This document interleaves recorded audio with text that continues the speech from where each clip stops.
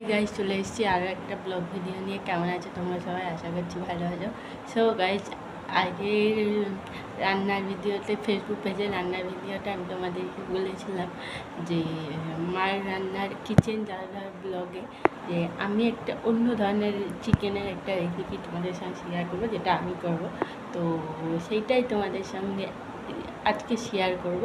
তো চলো, চিকেনের কী রেসিপি সেটা আমি এখন বলবো না, আগে ফুল ভিডিওটা দেখো, তাহলেই বুঝতে পারবে। তো চলো দেরি না করে ভিডিওটা স্টার্ট করা যাক। তো প্রথমে গাজর, আলু, ক্যাপসিকাম এগুলো সেদ্ধ করে নেওয়া হয়েছিল।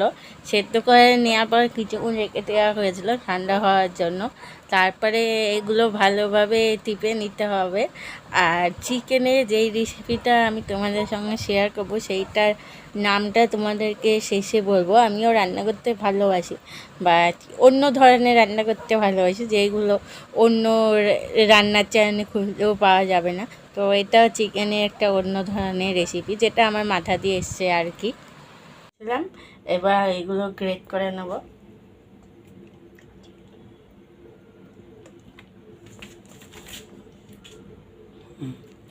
বুঝবি কেমন হবে।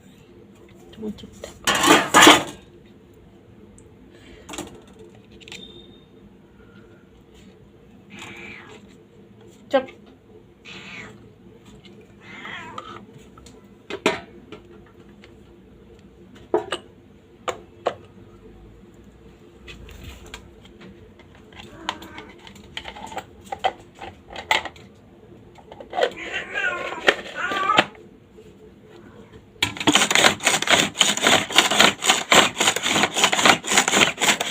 ছিঁড়ে যাবে, বুঝবি না।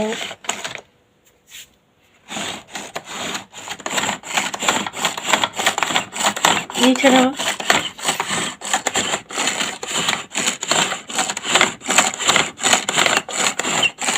তারপরে আগের দিয়ে চিকেনগুলি নুন হলুদ দিয়ে মেখে রেখেছিলাম কয়েক মিনিট। আর কয়েক মিনিট মেখে রাখার গ্রেটার মেশিন দিয়ে আলাদা করে গ্রেট করে নিয়েছিলাম। একসঙ্গে হচ্ছিল না বলে, তাই আর কি। আর তোমরা পারলে একসঙ্গেও গ্রেট করতে পারো। আর এই গ্রেটার মেশিনগুলি যে কোনো অনলাইনে তোমরা পেয়ে যাবে, মিশো, ফ্লিপকার্ট ইত্যাদি। তো তারপরে গ্রেট করা মাংসগুলি ভালোভাবে চিপে একটা বাটির মধ্যে রাখতে হবে, যে জলটা বেরোবে ওই জলটাও লাগবে। তারপরে মেশানো গাজর, আলু, যে ক্যাপসিকাম যে মেশানো রাখা ছিল, সেইগুলো পুরোটা গ্রেট করা চিকেনের মধ্যে দিয়ে দিতে হবে।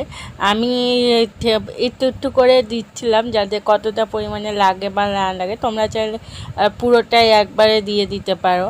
এবং সবটা দিয়ে কিছুক্ষণ ভালোভাবে মেখে কিছুক্ষণ ঢেকে রাখতে হবে, অন্তত 5 মিনিট ঢেকে রাখতে হবে, যাতে চিকেনের সঙ্গে ভালোভাবে মিশে যায়। আর আমাদের বাড়িতে বিড়ালও রয়েছে, আর ওরা তো রান্নাই করতে দিচ্ছিল না, আমাকে ভিডিও করতে দিচ্ছিল না, রান্নাও করতে দিচ্ছিল না। কারণ মাংস ওরা ভালোবাসে বলে চায়, মাছের থেকেও মাংস বেশি ভালোবাসে, তো অনেক কষ্টে করেছি। তো যাই হোক, তারপরে থেঁতো করা পেঁয়াজ, আদা, রসুন এইগুলো দিয়ে দিতে হবে। তোমরা চাইলে বাটাও দিতে পারো, আবার চাইলে থেঁতো করেও দিতে পারো, তোমাদের যা খুশি। ঢাকনাটা খোলার পর পেঁয়াজ, আদা, রসুনটা দেবে এবং আবারও কিছুক্ষণ ভালোভাবে নাড়িয়ে সামান্য পরিমাণ হলুদ, সামান্য পরিমাণ নুন ও চিনি দিয়ে দেবে। দিয়ে সামান্য পরিমাণ সর্ষের তেল দিয়ে দেবে, কারণ যে রান্নাটা হবে ওই রান্নাটা পুরোটাই মাখন দিয়ে হবে, তো কোনো তেলই লাগবে না। ওই জন্য মাখার সময় অল্প একটু সর্ষের তেল দিয়ে দিতে হবে। আর তারপরে আবার কিছুক্ষণ মেখে নিতে হবে।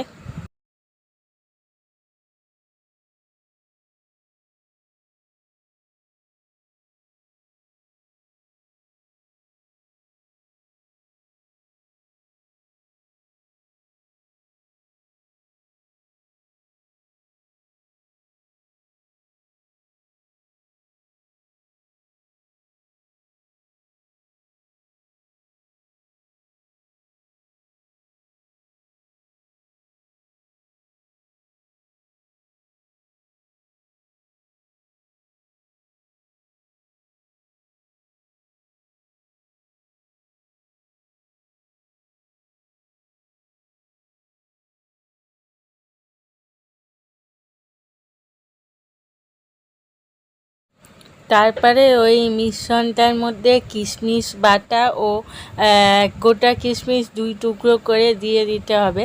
আমি কিশমিশ বাটার ভিডিওটা করতে ভুলে গেছিলাম, সেই জন্য তোমাদেরকে মুখেই বলে দিলাম।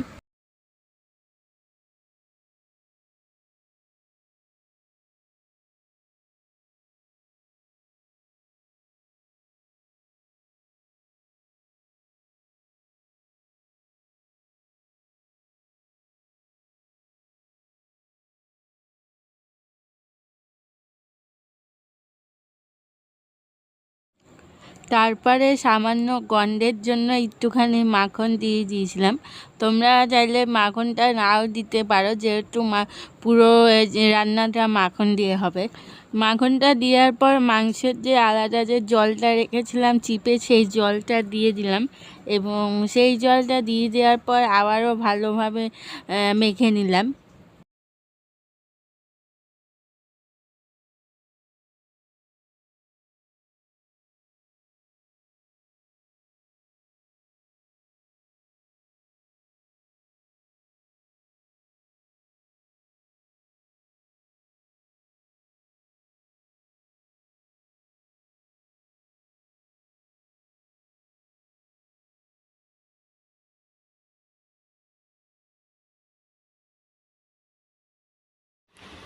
তারপরে একটা ডিম ভেঙে নিলাম। তোমরা পরিমাণ অনুসারে ডিম দিতে পারো, যদি বেশি হয় তো 2-3টে দেবে, আর যদি কম হয় তো একটা দেবে, কারণ কমে একটা ডিমেই যথেষ্ট।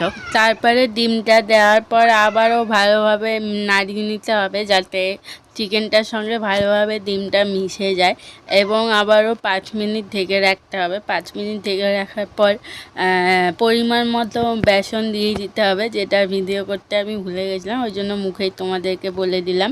তোমাদেরকে আগেই বলেছিলাম যে পুরো রান্নাটা মাখন দিয়ে হবে, তো যে কোনো ফ্রাইং প্যানে মাখন তোমরা দিয়ে দেবে। আর আমি যে মাখন দিয়েছিলাম সেটা 5 টাকার মাখন ছিল, বড় মাখন ছিল না, আর পুরো আগুনের সামনে রেখেছিলাম বলে ওই জন্য গলে গেছিলো। আর তারপরে মাখন দেওয়ার পরে নাড়াচাড়া করে নিতে হবে।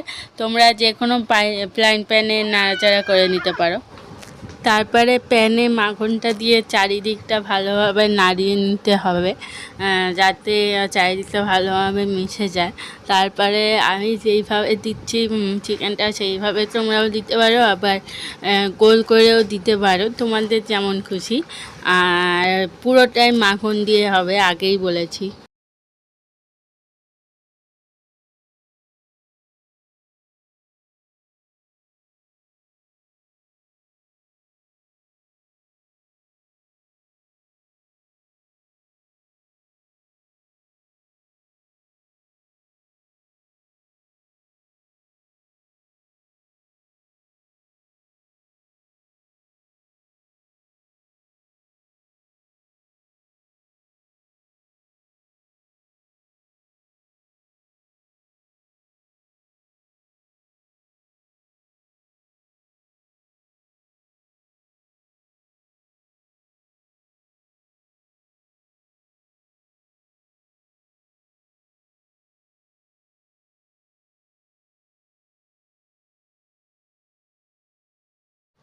তারপরে একদিকটা ভাজা হয়ে গেলে উল্টে নেবে, আর দেখবে যে কালো কালো হয়ে গেছে। যতক্ষণ না কালো হবে ততক্ষণ ভাজাটা হবে না, কারণ কাবাব মানে একটু কালো থাকবেই। আর এই কালো করবে না যে যাতে পুড়ে যায়, খাওয়া যাবে না, এরকম কালো যাতে না হয়। তারপরে আবারও একদিকটা হয়ে গেলে আরেক দিকটা উল্টে নিতে হবে, এবং যতক্ষণ না ভেতরটা সেদ্ধ হচ্ছে ততক্ষণ পর্যন্ত কয়েক মিনিট অন্তর অন্তর উল্টিয়ে নিতে হবে। এই হচ্ছে আমার রেসিপি, আরও আছে, আরও হচ্ছে। আর এবার তোমাদেরকে নামটা বলবো, নামটা হচ্ছে চিকেন কিশমিশ কাবাব। অবশ্যই তোমরা বাড়িতে ট্রাই করো। ভিডিওটা কেমন লাগলো অবশ্যই কমেন্ট করে জানিও। যদি ইউটিউব থেকে দেখে থাকো তাহলে অবশ্যই লাইক করো, কমেন্ট করো, শেয়ার করো, আর পাশে থাকা সাবস্ক্রাইব বাটনটি ক্লিক করে বেল আইকনটি ক্লিক করে দিও। আর যদি ফেসবুক থেকে দেখে থাকো তাহলে অবশ্যই ফলো করে দিও। দেখা হবে অন্য কোনো ভিডিওতে। বাই।